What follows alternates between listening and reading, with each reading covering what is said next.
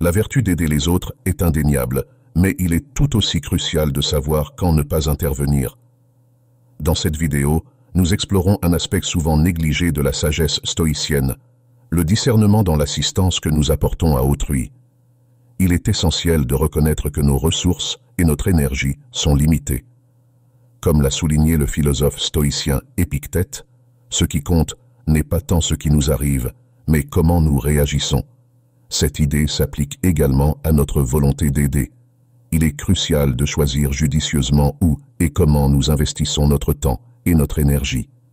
Dans cette vidéo, nous identifions 9 types de personnes qu'il est souvent préférable de ne pas aider, non pas par manque de compassion, mais parce que notre aide pourrait être mal placée, inefficace, voire nuisible. Si vous cherchez à équilibrer votre désir d'aider avec sagesse et prudence, vous êtes au bon endroit. Abonnez-vous à notre chaîne pour plus de contenu enrichissant et n'oubliez pas de mettre un j'aime sur cette vidéo si vous trouvez ces informations utiles. Partagez vos réflexions dans les commentaires et engagez-vous dans une discussion sur la manière dont la sagesse stoïcienne peut éclairer nos choix au quotidien. Commençons notre exploration avec le premier type de personnes qu'il est souvent préférable de ne pas aider, ceux qui refusent de s'aider eux-mêmes. Bien que cela puisse sembler dur, la sagesse stoïcienne nous enseigne l'importance de l'autonomie et de la responsabilité personnelle. Aider quelqu'un qui n'est pas prêt à prendre des mesures pour se changer lui-même peut s'avérer contre-productif. C'est un peu comme verser de l'eau dans un vase fissuré.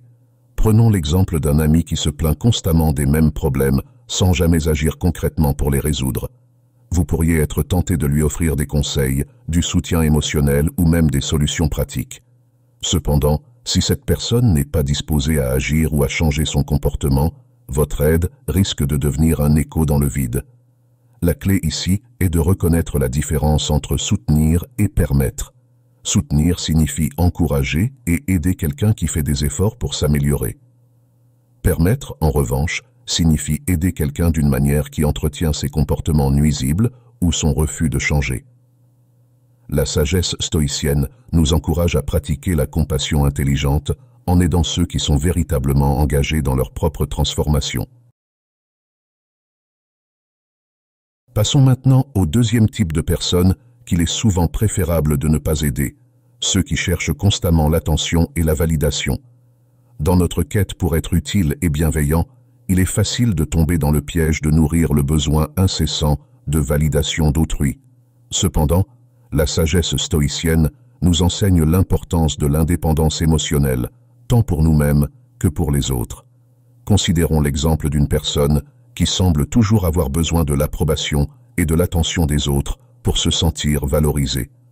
En offrant constamment notre soutien et notre validation, nous pourrions involontairement renforcer sa dépendance à l'égard de l'approbation extérieure. Cela peut créer un cycle malsain où cette personne devient de plus en plus dépendante des autres pour son estime de soi. La clé ici est d'encourager l'autonomie et la confiance en soi, plutôt que de répondre systématiquement à leurs demandes d'attention. Nous pouvons les aider à développer leur propre sentiment de valeur. Cela peut impliquer de les encourager à entreprendre des activités qui renforcent leur confiance en eux, comme des projets personnels, des hobbies ou même des défis qui les sortent de leur zone de confort. Abordons maintenant le troisième type de personnes qu'il est souvent préférable de ne pas aider, ceux qui sont engagés dans des comportements autodestructeurs sans volonté de changement. Bien qu'il soit naturel de vouloir aider ceux qui semblent en difficulté, la sagesse stoïcienne nous rappelle l'importance de reconnaître quand notre aide peut devenir inutile, voire nuisible. Prenons l'exemple d'une personne qui persiste dans des habitudes nocives, comme l'abus de substances ou des comportements à risque, tout en usant toute aide ou conseil pour changer.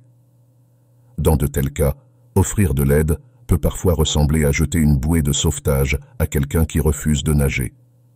Non seulement cela peut s'avérer inefficace, mais cela peut aussi nous entraîner émotionnellement et physiquement.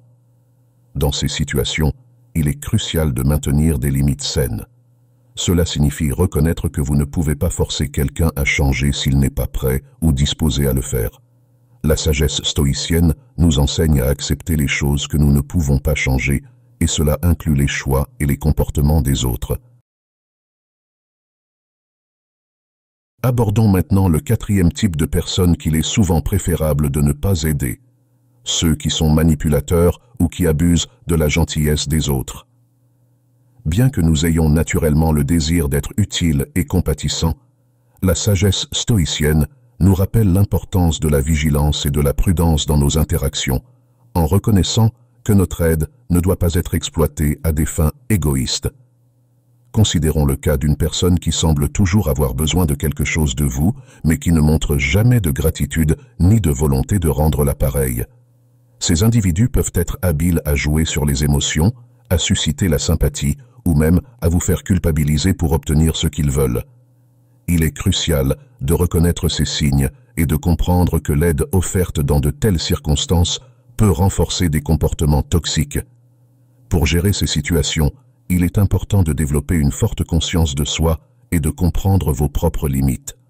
Posez-vous des questions telles que « Pourquoi est-ce que je me sens obligé d'aider cette personne et est-ce que mon aide est vraiment appréciée et utilisée de manière constructive ?»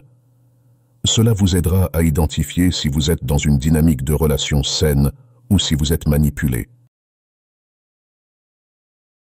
La cinquième catégorie de personnes qu'il est souvent préférable de ne pas aider comprend ceux qui sont constamment négatifs ou toxiques.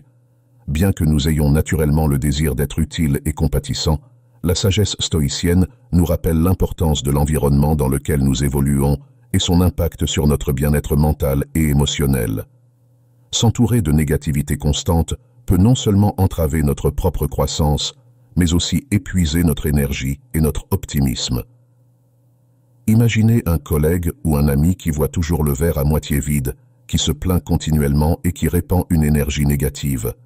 Bien que notre premier instinct puisse être d'essayer de les aider ou de les réconforter, il est important de reconnaître quand cette négativité devient un fardeau pour notre propre santé mentale.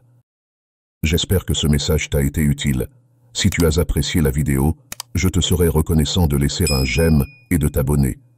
Si tu te retrouves sans mots, écris simplement « J'apprends » pour montrer que tu fais partie de la minorité qui a suivi la vidéo jusqu'à la fin. Merci beaucoup pour ton attention et à la prochaine.